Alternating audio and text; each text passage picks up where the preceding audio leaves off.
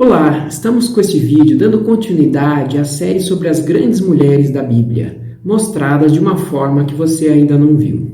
Hoje vamos falar de Esther, a mulher que estava no lugar certo, na hora certa para salvar seu povo. Esther e Ruth foram os únicos livros da Bíblia a receber o nome de mulheres, o que mostra a sua importância.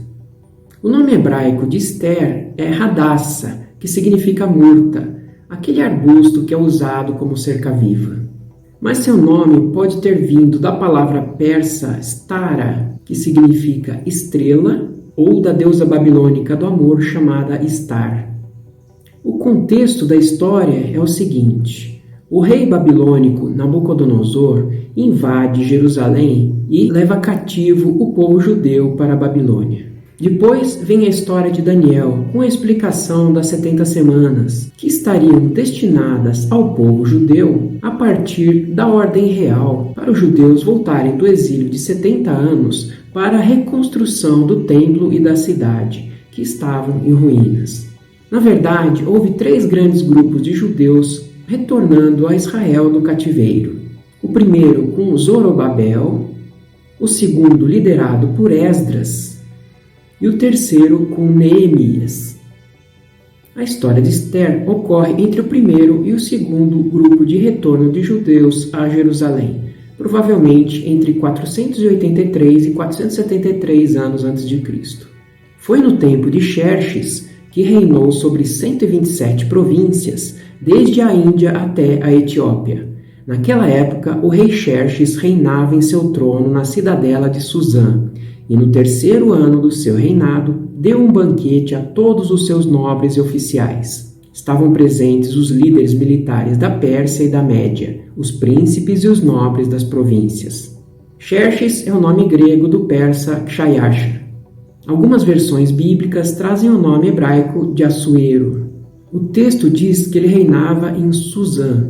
Suzã era uma antiga cidade situada a 250 quilômetros do rio Tigre, onde atualmente é o Irã. Seria uma das 4 capitais do Império Medo-Persa, ao lado de Babilônia, Acmetá e Persépolis. Conta a história que foi fundada em 4000 a.C. pelos Sumérios, e o rei Dario I a fez capital do Império até se mudar para Persépolis. E em 331 a.C., foi conquistada por Alexandre o Grande, e aí começou a sua decadência. A cidadela se refere a um complexo fortificado do palácio, construído mais alto que a cidade para maior proteção. Talvez tenha sido a residência de inverno do rei. Atualmente é reconhecida como Patrimônio Mundial da Unesco. E lá, segundo a tradição, seria o local mais aceito da localização do túmulo do profeta Daniel. Durante 180 dias, ele mostrou a enorme riqueza de seu reino e o esplendor e a glória de sua majestade. Terminados esses dias, o rei deu um banquete no jardim interno do palácio, de 7 dias para todo o povo que estava na cidadela de Suzã, do mais rico ao mais pobre. Ou seja, o rei era muito generoso para com todo o povo. Durante 180 dias, mostrou sua hospitalidade para com os nobres e os militares. E depois deu um banquete de 7 dias para todo o povo. Enquanto isso, a rainha Vasti também oferecia um banquete às mulheres, no palácio do rei Xerxes. No 7º dia, quando o rei Xerxes já estava alegre por causa do vinho, ordenou aos 7 oficiais que o serviam que trouxessem à sua presença a rainha Vasti, usando a coroa real. Ele queria mostrar aos seus súditos e aos nobres a beleza dela, pois era de fato muito bonita. Quando, porém, os oficiais transmitiram a ordem do rei à rainha Vasti, essa se recusou a ir, e o rei ficou furioso e indignado. Não sabemos ao certo qual o motivo da recusa da rainha em ir, mas especula-se que poderia ser porque ela estava com receio de estar junto a tantos homens que estariam embriagados e talvez com comportamento impróprio, ou que ela estaria em fase final da gravidez de Artaxerxes, 3º filho de Xerxes, que teria nascido naquele ano de 483 a.C.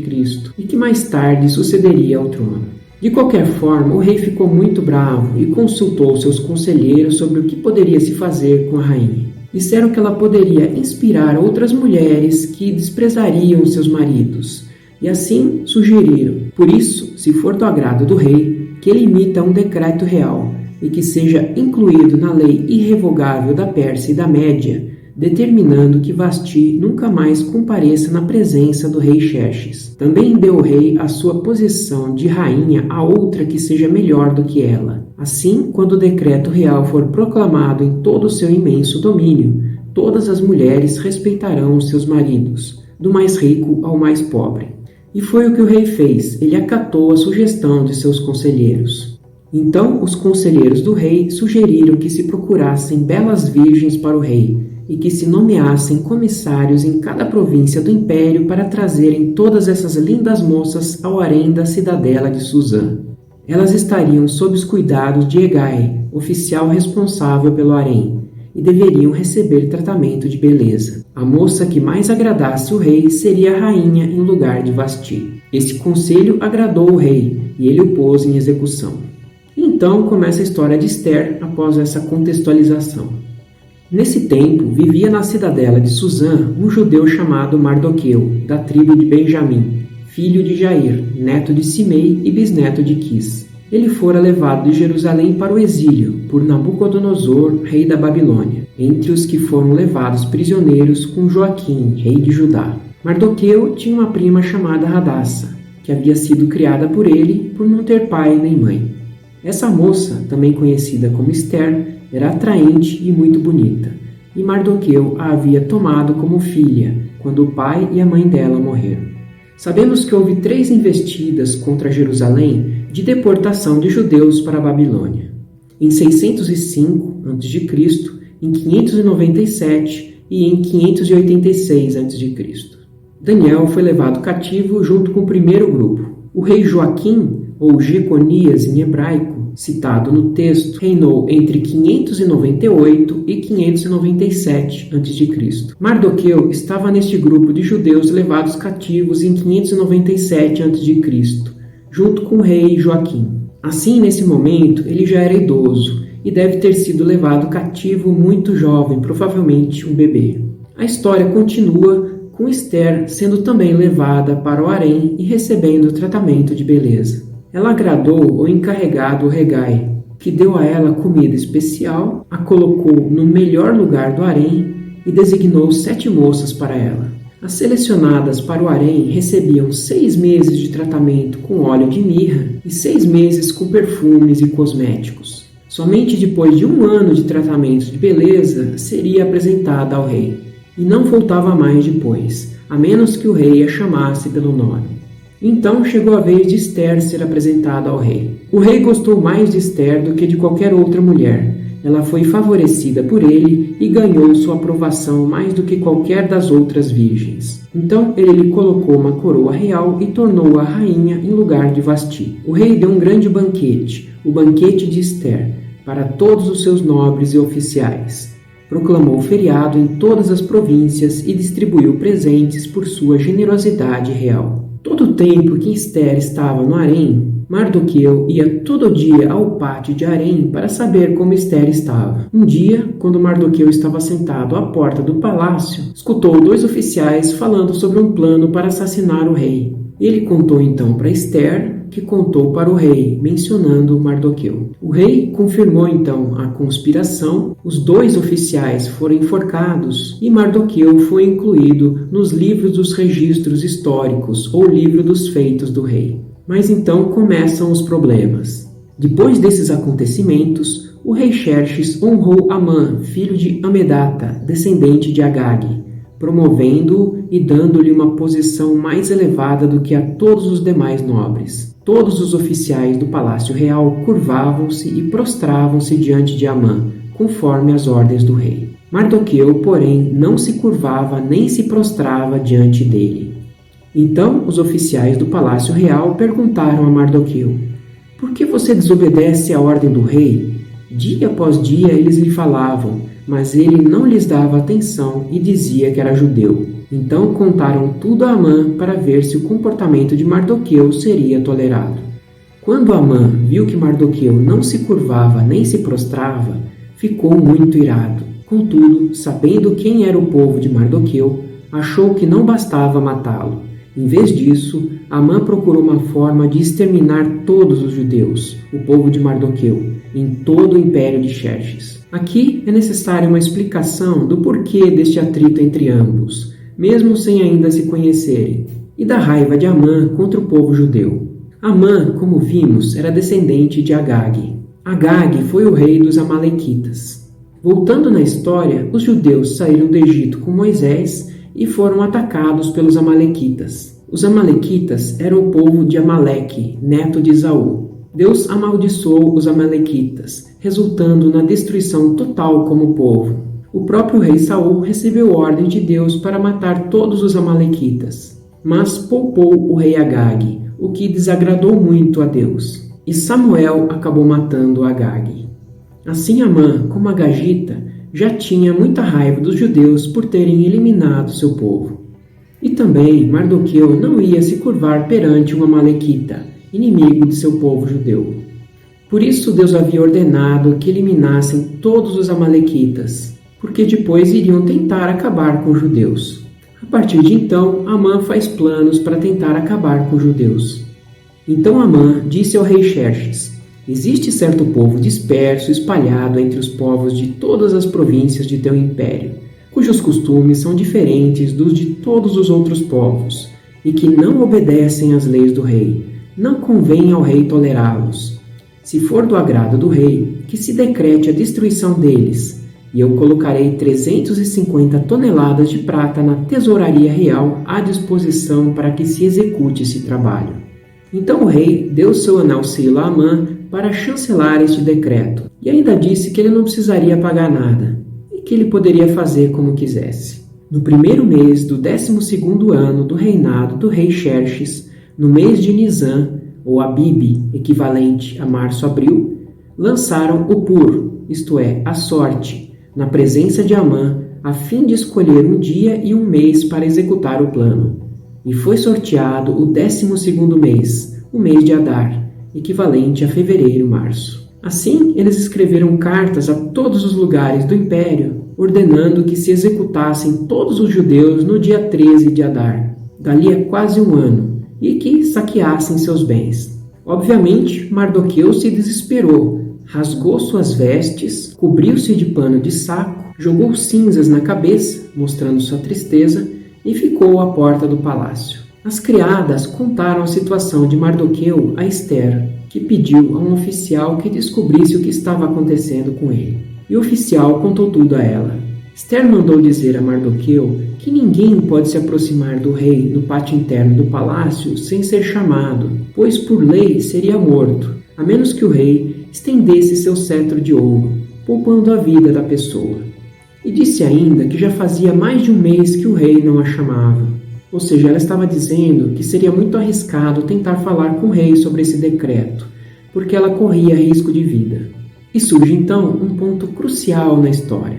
Quando Mardoqueu recebeu essa resposta de Ester, mandou dizer-lhe: não pense que pelo fato de estar no palácio do rei, você será a única entre os judeus que escapará, pois se você ficar calada nessa hora, socorro e livramento surgirão de outra parte para os judeus, mas você e a família do seu pai morrerão. Quem sabe se não foi para um momento como este que você chegou à posição de rainha? Mardoqueu percebeu que Ester poderia ter sido colocada como rainha pelo plano de Deus, para que salvasse seu povo. E até então, Ester ainda não tinha revelado para ninguém que era judia. Amã também não sabia disso. Então Ester mandou essa resposta a Mardoqueu: vá reunir todos os judeus que estão em Suzã e jejuem em meu favor. Não comam nem bebam durante 3 dias e 3 noites. Eu e minhas criadas jejuaremos como vocês. Depois disso, irei ao rei, ainda que seja contra a lei. Se eu tiver que morrer, morrerei. 3 dias depois, Ester vestiu seus trajes de rainha e colocou-se no pátio interno do palácio, em frente do salão do rei. O rei estava no trono, de frente para a entrada. Quando viu a rainha Ester ali no pátio, teve misericórdia dela e estendeu-lhe o cetro de ouro que tinha na mão. Ester aproximou-se e tocou a ponta do cetro. O rei perguntou a ela: o que foi? O que você deseja? Se for até metade do reino eu te darei. Ela então o convidou para um banquete, assim como a Amã. No banquete, o rei novamente perguntou o que ela desejava. E novamente o convidou junto com a Amã para um banquete no dia seguinte, que então ela falaria. Imagino que aqui ela estava preparando o terreno para falar sobre o decreto, amaciando o rei e a Amã, por assim dizer, com os banquetes e com o vinho. Amã saiu contente do banquete, imaginando que estava sendo reverenciado até pela rainha, por ser o único convidado junto com o rei, e cruzou com Mardoqueu, que novamente o ignorou. Ele se encontrou com sua mulher e com seus amigos e contou tudo o que tinha acontecido, e sobre Mardoqueu, que não saía da porta do palácio, e que sempre tinha que vê-lo ao entrar e sair de lá. Estava com raiva por causa disso. Então Zeres, sua mulher, e todos os seus amigos lhe sugeriram: mande fazer uma forca de mais de 20 metros de altura, e logo pela manhã peça ao rei que Mardoqueu seja enforcado nela. Assim você poderá acompanhar o rei ao jantar e alegrar-se. A sugestão agradou a Amã, e ele mandou fazer a forca. Naquela noite, o rei não conseguiu dormir. Por isso, ordenou que trouxessem o livro das crônicas do seu reinado e que o lessem para ele. E foi lido o registro de que Mardoqueu tinha denunciado Bigtão e Teres, dois dos oficiais do rei que guardavam a entrada do palácio e que haviam conspirado para assassinar o rei Xerxes. Que honra e reconhecimento Mardoqueu recebeu por isso? Perguntou o rei. Seus oficiais responderam: nada lhe foi feito. De manhã, Amã havia entrado no palácio para pedir ao rei que enforcassem Mardoqueu na forca que ele mandou fazer. O rei viu Amã chegando e pediu para ele entrar para conversar. Então o rei perguntou a Amã: o que a gente pode fazer para alguém que a gente quer honrar? Amã pensou que o rei estava falando dele, Amã. Então sugeriu que colocasse na pessoa o manto do rei, que montasse no cavalo do rei e que fosse conduzido pelas ruas da cidade por um príncipe, anunciando que é isso que se fazia com as pessoas a quem o rei queria honrar. Então, para sua surpresa, o rei pediu para ele fazer isso com Mardoqueu, e que ele, Amã, iria conduzi-lo pelas ruas da cidade anunciando isso. Imagina a situação de Amã tendo que elogiar Mardoqueu pelas ruas da cidade. Voltou para casa nada feliz, mas assim que chegou, já foi chamado para o banquete real. Durante o banquete, novamente o rei perguntou a Ester o que deseja, que seria atendido. Então a rainha Ester respondeu: se posso contar com o favor do rei, e se isto lhe agrada, poupe a minha vida e a vida do meu povo. Esse é o meu pedido e o meu desejo. Pois eu e o meu povo fomos vendidos para destruição, morte e aniquilação. Se apenas tivéssemos sido vendidos como escravos e escravas, eu teria ficado em silêncio, porque nenhuma aflição como essa justificaria perturbar o rei. Então o rei perguntou para Ester: quem fez isso de vender seu povo para aniquilação? Ele nem se lembrava do decreto. Então ela respondeu: foi Amã, esse inimigo perverso e nosso adversário. Então o rei se levantou e saiu furioso para o jardim do palácio para pensar. Enquanto isso, Amã estava apavorado e se inclinou no lugar onde Ester estava sentada para implorar por sua vida. E o rei voltou e viu a cena de Amã inclinado para Ester e imaginou que ele estava tentando violentá-la em sua própria casa. E aí se revoltou ainda mais. Chegaram então alguns oficiais, cobriram o rosto de Amã e um deles disse: olha, tem uma forca na frente da casa de Amã que ele fez para enforcar Mardoqueu, que salvou o rei. Então o rei ordenou: enforquem-no nela. Assim Amã morreu na forca que tinha preparado para Mardoqueu, e a ira do rei se acalmou. Foi resolvida então a questão de Amã. Ao invés de ser morto por Amã, Mardoqueu foi elogiado por ele e por toda a cidade. E Amã morreu no lugar de Mardoqueu na forca que ele mesmo tinha mandado fazer para Mardoqueu. E o rei deu a Mardoqueu o anel-selo que ele tinha dado a Amã, e a Ester todos os bens de Amã. E Ester nomeou Mardoqueu o administrador dos bens de Amã. Mas e com relação ao decreto elaborado por Amã? Ester pediu ao rei que se revogasse o decreto, Mas o rei disse a ela que nenhum decreto que fosse elaborado em nome do rei e selado com um anel selo poderia ser revogado. Mas o rei permitiu que eles elaborassem outro decreto em favor dos judeus. O decreto do rei concedia aos judeus de cada cidade o direito de se reunirem e de se protegerem, de destruir, matar e aniquilar qualquer força armada de qualquer povo ou província que os ameaçasse, a eles, suas mulheres e seus filhos, e o direito de saquear os bens dos seus inimigos. Cópias desse decreto foram para todas as províncias, em todos os lugares, e os judeus exultaram de alegria. E o texto ainda diz que muitos se tornaram judeus por terem medo de serem confundidos com inimigos e poderiam ser mortos. Assim, no dia marcado, que foi o mesmo do outro decreto, os judeus feriram todos os seus inimigos à espada, matando-os e destruindo-os, e fizeram o que quiseram com eles. Na cidadela de Suzã, os judeus mataram e destruíram 500 homens. Também mataram os 10 filhos de Amã, filho de Amedata, o inimigo dos judeus, mas não se apossaram dos seus bens. Os inimigos dos judeus não deram conta das lutas, porque o medo se apoderou muito deles. Esther pediu ainda ao rei que este novo decreto tivesse mais um dia de validade em Suzã, para pendurar os corpos dos filhos de Amã na forca, e o rei permitiu. Assim, no dia seguinte, mataram mais 300 homens em Suzã. Os judeus das outras províncias mataram 75.000 inimigos no dia 13 do mês de Adar, e no dia 14 descansaram e fizeram desta data um dia de festa e de alegria. Mas em Suzã, os judeus mataram seus inimigos nos dias 13 e 14, e no dia 15 descansaram e fizeram as festas. Mardoqueu registrou esses acontecimentos e enviou cartas a todos os judeus de todas as províncias do rei Xerxes, próximas e distantes, determinando que anualmente se comemorassem o 14º e o 15º dias do mês de Adar, como dias de festa e de alegria, de troca de presentes e de ofertas aos pobres. E assim os judeus adotaram como costume aquela comemoração, conforme o que Mardoqueu lhes tinha ordenado por escrito. Por isso aqueles dias foram chamados Purim, da palavra pur, que significa sorte na linguagem assíria. Os judeus decidiram estabelecer o costume de que eles e os seus descendentes e todos os que se tornassem judeus não deixariam de comemorar anualmente esses 2 dias, na forma prescrita e na data certa. Esses dias seriam lembrados e comemorados em cada família de cada geração, em cada província e em cada cidade, e jamais deveriam deixar de ser comemorados pelos judeus, e os seus descendentes jamais deveriam esquecer-se de tais dias.